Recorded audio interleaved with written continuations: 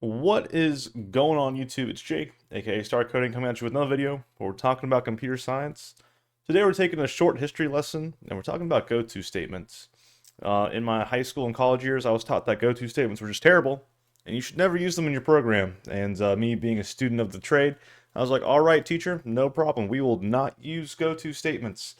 However, after being in the enterprise business for a little bit, you do see some go-to statements from time to time. And it caught me off guard a little bit. I was like, whoa, I thought these were bad habits. Like, what are we doing here? And it's a little bit, it's a little bit more in depth than just, oh, go-to statements are bad.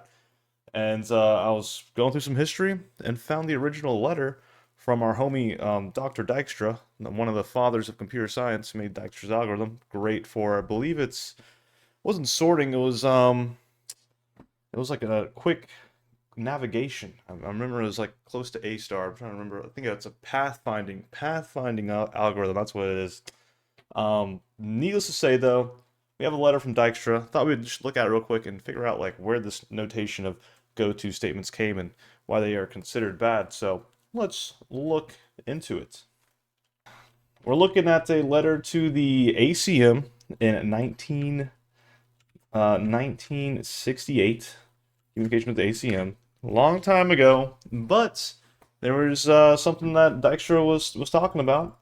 It was like, hey guys, go-to statements are considered harmful. This is going to be a short video, so we won't, we won't read this whole entire thing. But one of the main things that's talked about is you'll see there's a bunch of if statement logic here that was talked about. There's a bunch of while loop repeated stuff here. And essentially, what we're talking about is that at the summary here, Dijkstra argues that go-to statements are too primitive. In his own words, they are too primitive to be introduced into higher programming languages like, what we later see in Golang, Elixir, and all those new, maybe even Rust as well. There's probably no go-to in Rust, but it's coming from a Perl guy, coming from a Bash guy, and some C++. I can tell you that I see go-to statements all the time. And the reason why it's so primitive is when we're talking about control flow, we're talking about jumping from one statement to another in your code. And here, let me swap it back real quick. We're talking about control flow. We're talking about jumping from one part of your code to another. Is there a reason to give a programmer that ability unstructured? Like it's kind of just you can jump whenever you want to jump.